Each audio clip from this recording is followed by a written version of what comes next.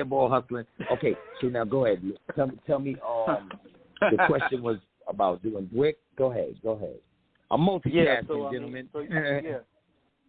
So y'all first album comes out May 16, 1989, Nice and Smooth. This is 2 years before, just the watershed, the game changer for y'all. Ain't a damn thing changed in 91. And then after 91, y'all just, one of the greatest guest appearances ever on a joint with Gangstarr is Dwyck, off of Daily Operation. Take us through that 3-year period in terms of what it was like with your debut, your sophomore effort, and then that. Because, you all just, that 3-year run of history was just unbelievable. Take us through it. Oh, man. Thank you, brother. So basically, it was the initial, it was, what I could call that is the ultimate roller coaster ride, to be truthfully honest with you, right? So we signed with Sleeping Bag, which was a great thing, right? I'll cut through it, and then I'll come back and we'll do some more, but I'll chop this up for you real quick. So we get the first deal with Sleeping Bag, right? All right, fine. Now we on Sleeping Bag. We signed the Sleeping Bag for basically like 2 years, because we signed in like 88, but they didn't release our album till 89. So it was so mind-blowing. It was nerve-wracking for us because, back then it was like you want to do your music and you want it to come out when you do it. So if that first album was already done, it was complete in 88, but next year it didn't come out to 89. So it was bugging us out like, oh, man. And we didn't want anybody biting our style. It was crazy.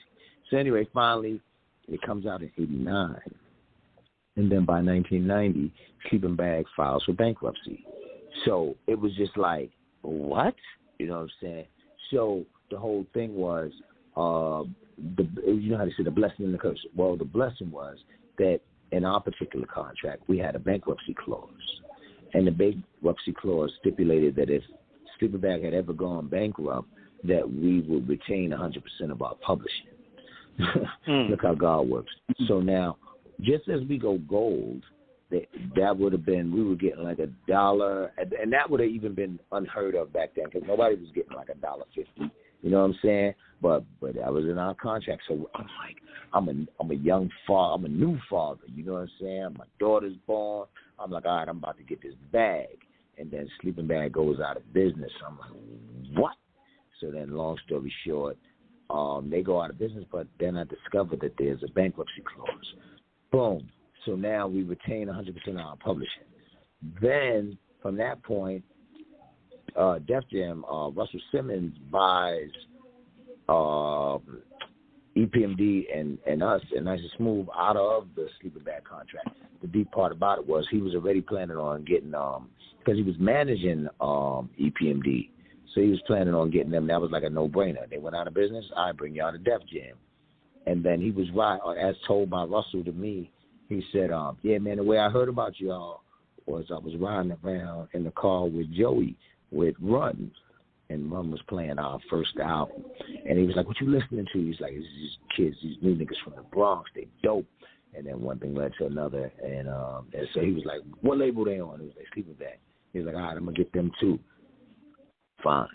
So they brought us out of that contract and we go to Def Jam. So now we get on Def Jam, and then we had, we were already long-standing friends with Guru and Premier. That was our boys. And so they came and jumped on the song called Down the Line with us, and that was on the Ain't a Damn Thing Changed album. And so after we did that song together, we always kept saying, we're going to do another one together. We're going to do another one together. And, for y'all album, we did this one for our album. We're going to do one for y'all album. And then, of course, that ended up being Dwyck.